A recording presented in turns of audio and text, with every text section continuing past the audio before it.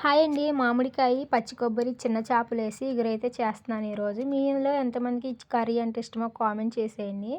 ముందుగా నేను బాండీ అయితే తీసుకొని పొయ్యి మీద అయితే పెట్టుకున్నానండి. చేపలు ఇరిగిపోకుండా కొంచెం మందంగాను, వెడల్పుగా ఉంటుందని బాండీ అయితే పెట్టుకున్నాను. ఈ బాండీ హీట్ ఎక్కే లోపల మనం శుభ్రం చేసుకునే చేపల్లో ఉప్పు, కారం, పసుపు వేసి మంచిగా మ్యాగ్నేట్ చేసి పక్కన పెట్టుకోవాలి. ఇలా మ్యాగ్నేట్ చేసి పక్కన పెట్టుకోవడం వల్ల చేపలు నీసు వాసన లేకుండా ఉంటుంది. అలాగా మనం తిన్నప్పుడు ఉప్పు, కారం కూడా మంచిగా పట్టిద్ది కాబట్టి మ్యాగ్నేట్ చేసుకోవాలి.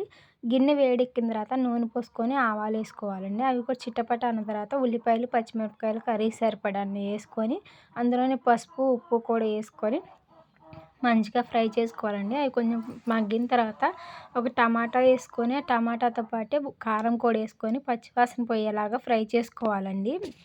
ఈ ఫ్రై చేసుకున్న తర్వాత మనం చేప ముక్కలు కూడా వేసి ఒక 10 నిమిషాలు అయితే మగ్గపెట్టుకోవాలి. ముందుగా మనం మ్యాంగో చూపించాం కదా, ఆ మామిడికాయ మొత్తం కోసుకొని పక్కన పెట్టుకొని ఈ చూపించిన మసాలా దినుసులన్నీ మంచిగా మెత్తగా పేస్ట్ లెక్క చేసుకొని పక్కన పెట్టుకోవాలండి. తర్వాత మనం మామిడికాయ ముక్క మొత్తం వేసుకొని ఈ మసాలా కూడా వేసుకొని ఒక పావు లీటర్ వాటర్ వరకు పోసుకోవాలండి.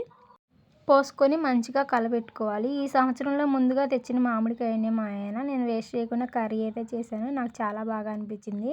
ఈ ఒక్క మామిడికాయ వచ్చేసరికి 50 రూపీస్ అయితే పడిందంటే రూ. 50 పడింది. మీ ఊర్లో ఎంత కాస్ట్ ఉంటుందో కామెంట్ చేయండి.